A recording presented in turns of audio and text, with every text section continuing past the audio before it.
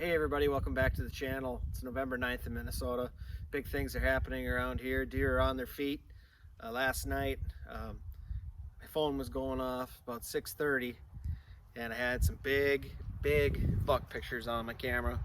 The buck I had on July 3rd, which I was guessing was going to be an 8-pointer, large and velvet, big body, just a giant deer already in July. Well, he came back last night at 6:30. He came to that crabapple tree, and I'm just gonna say it again, fruit trees are very important to have on your property. If I didn't have that one tree on my property, a lot of these deer won't even bother passing through here, but they come every year to that tree. And I have a big tall 8-pointer on camera. I've got him in my short videos, snort wheezing or whatever. He used to be called Forky. He was just a little forkhorn a couple years ago, or well, a year ago, and he was tall already back then. He was kind of a cool looking buck, and yeah, he's back this year. I thought he got killed last year, but he didn't. But yeah, he's pretty big too, but next year he's gonna be even bigger deer. But this this buck, which I'm calling the Ghost of July, yeah, he's big. He's well over 200 pounds. He's got a huge heavy rack. It's kind of hard to tell how many points he actually has, because I think he's got crab claws in the front that are real little. So he could be either a 9-pointer or a 10-pointer. But the only way we're gonna know is if we get our hands on him. So hopefully he gets kind of stupid and he shows up again just a little bit earlier.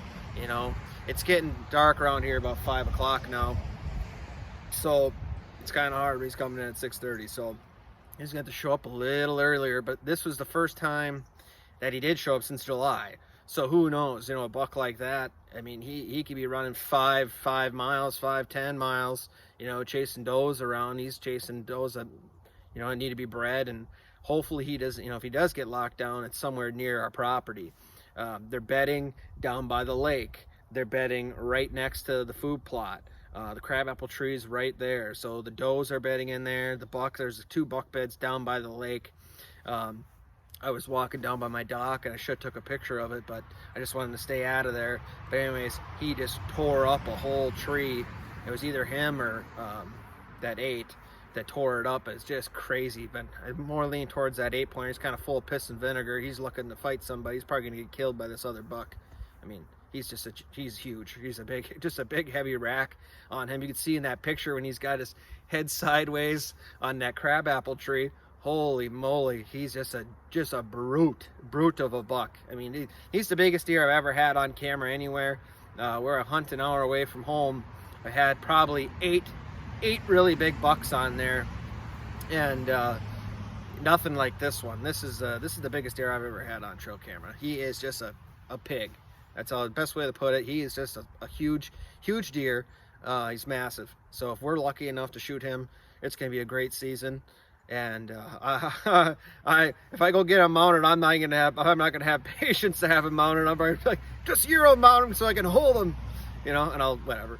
So we'll see what happens. I'm gonna have to keep the horns or something for a while till they need them. But oh man, but yeah, we're putting the horse and, you know, the cart in front of the horse here, so we'll see what happens. But hopefully we get him. But yeah, he's just a giant, man. But yeah, he's coming into that crabapple tree, and just like all those other bucks, you know, constantly getting them on camera. These bucks we've never even seen before, they just come to this crabapple tree, and it's just crazy how they do that during the rut. So I've got probably three to 4 different does right now and 2 fawns that are living by this tree. So, you know, once they come in the heat, there's going to be all kinds of bucks coming in from all over the place. So we'll see what happens. But so yeah, I'll post the pictures on here. Yeah, check it out. He's just an absolute giant. He's just he's wide. He's fairly tall, but his horns those beams are just thick and tall and wide. I mean, they're just nice antlers on him. And yeah, he is just he's a true animal. But yeah, so hopefully we can shoot him. So stay tuned. Good luck, and congratulations if you shot something. Stay safe, everybody.